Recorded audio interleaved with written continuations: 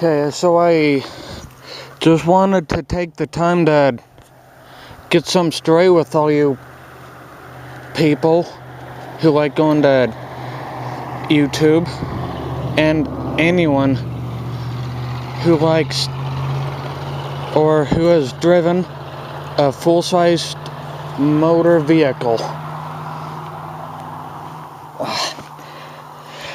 Recently, I've been thinking about whether or not, ever since I decided to create my Operation Lifesaver playlist on YouTube,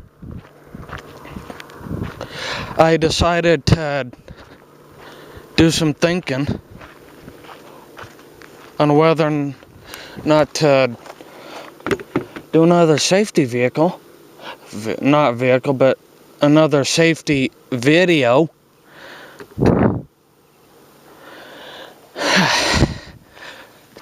Because, you see, I wanted to run a point past all you assholes that drive through crossings like there's no train in sight when there's really a train not very far. Listen, whoever does that and is watching this video, I'd like to encourage you not to do that. Alright? That is like jumping off the Empire State Building. Alright? And I also want to mention that the actual Operation Lifesaver business started and was established in the year 1972, which was about 18 years before I rolled around and was born.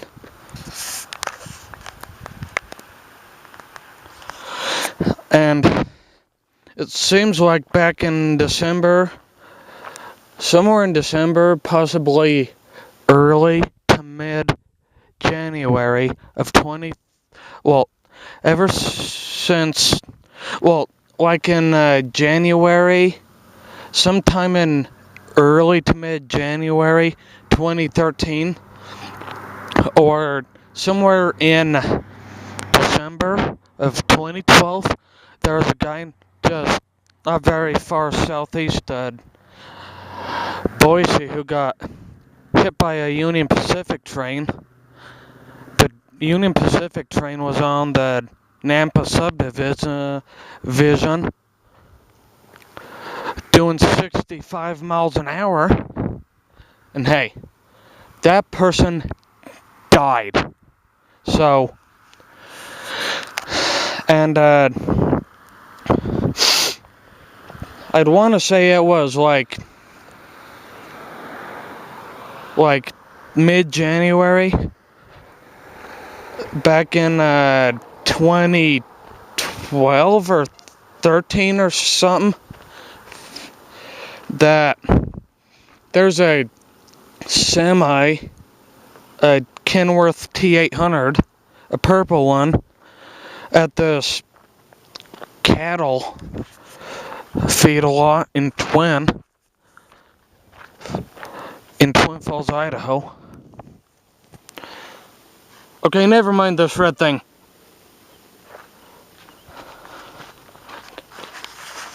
See right there? That's how many miles it has. And this four-wheeler is a 2008. And this mileage you see here, that's pretty low for a no-weight. And there's some Mountain Dew, a good 32 ounces of it. And I just want to take the time to tell you about that purple Kenworth T800 in Twin. What had happened is there was 4019 and 4022 together. This happened at like 11:57 a.m. So I guess you could say right around lunchtime that it happened.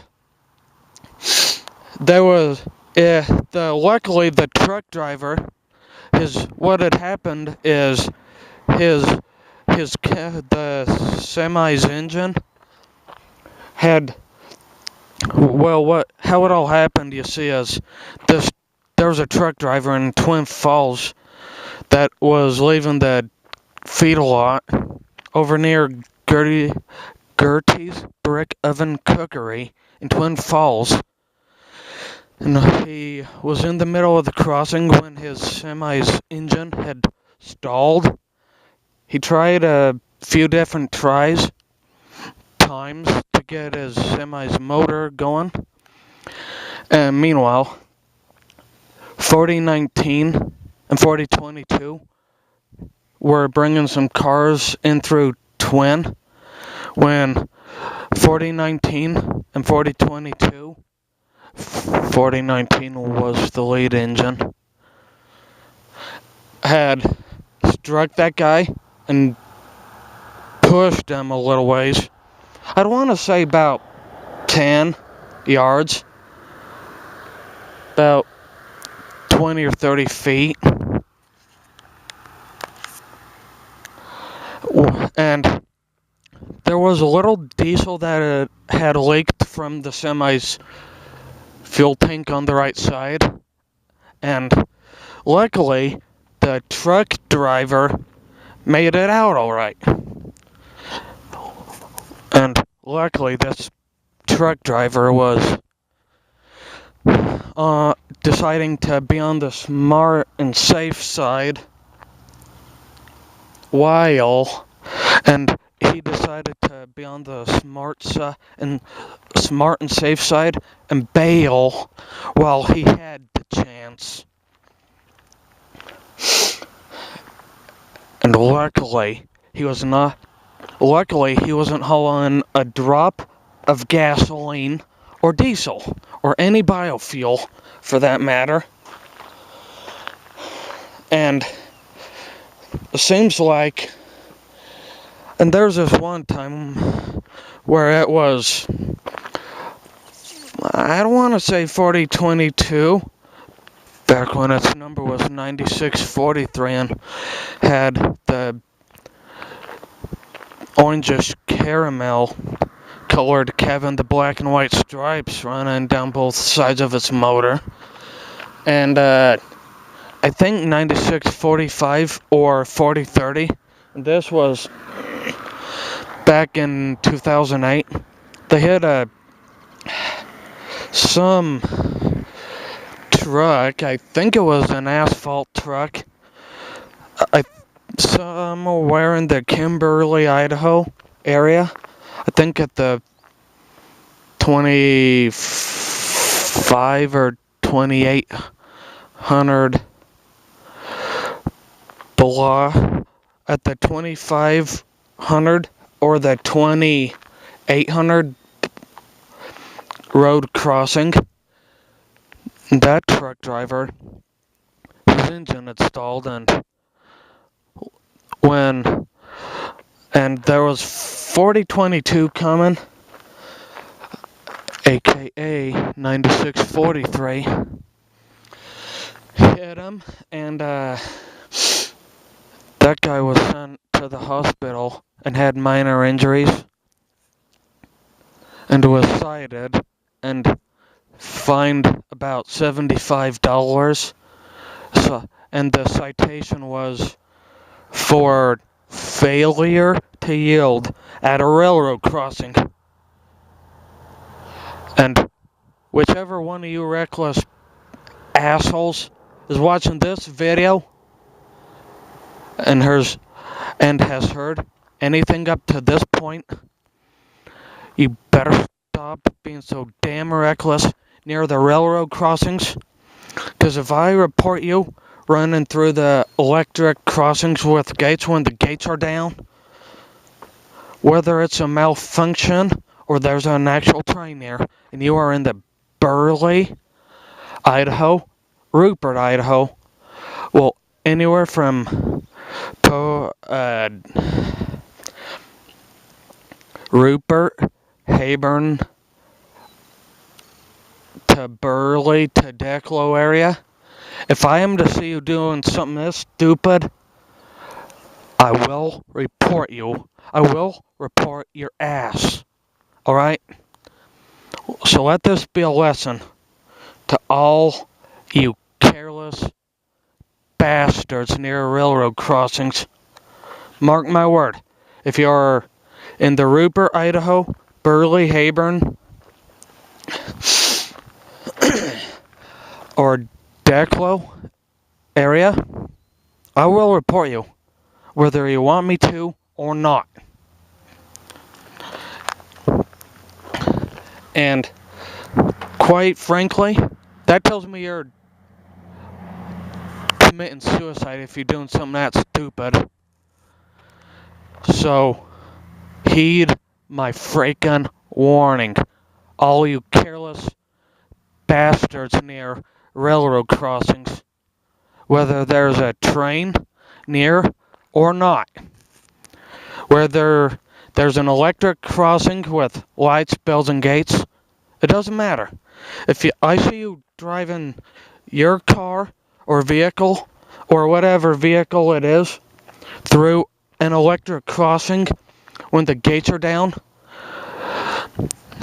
whether it's a malfunction or not, I will report you. Mark my word.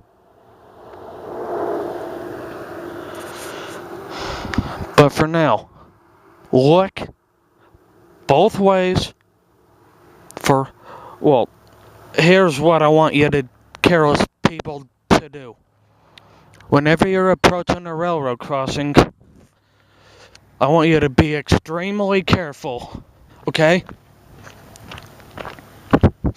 Because with a crossing style like this one, like the X and the sign down there, that doesn't give you much warning of a train being near. And I don't care who you are. You can find this type of crossing thing when you are outside of city limits. Which this crossing right here is called a crossbuck.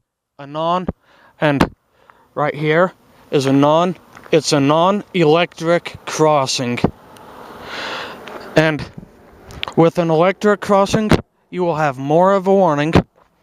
So, whether you are at an electric crossing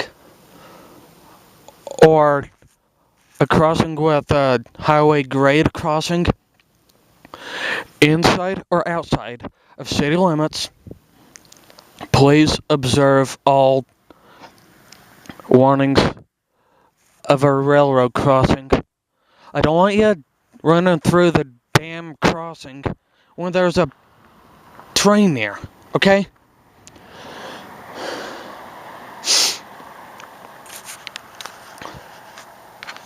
And remember, with electric crossings, you will have more of a warning when there is a train nearby.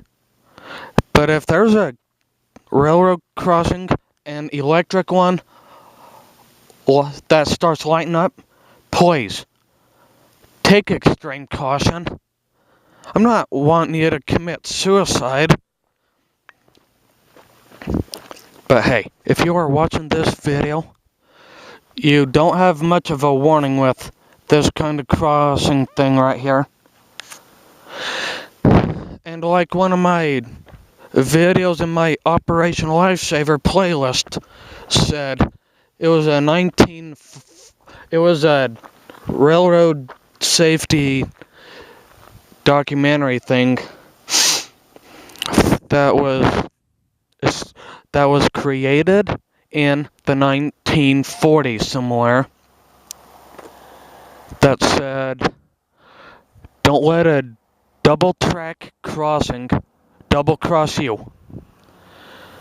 And if there's one track, you won't see nothing like this. But if there's two tracks, you'll see a sign thing that says 2 tracks. And here there's 3 tracks. Like one right here. And another one right here.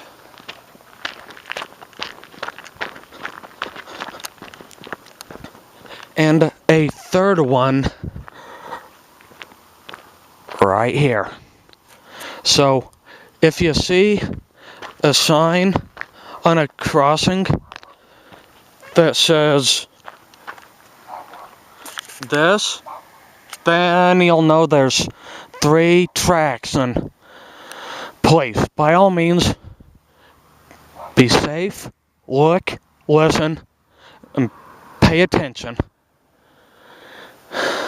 And I don't give a crap who you are or how old you are. I need you to be extremely careful day and night when you are near railroad tracks. And if I see a trespassing and walking in the middle of a railroad track, I will sue your ass. Mark my word. So,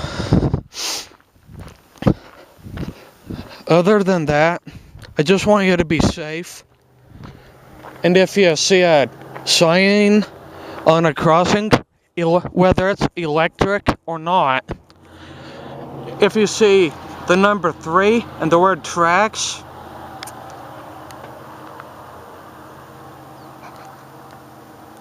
that means there's 3 tracks. If it says 2 tracks, there's 2. If it says 4 tracks, there's 4.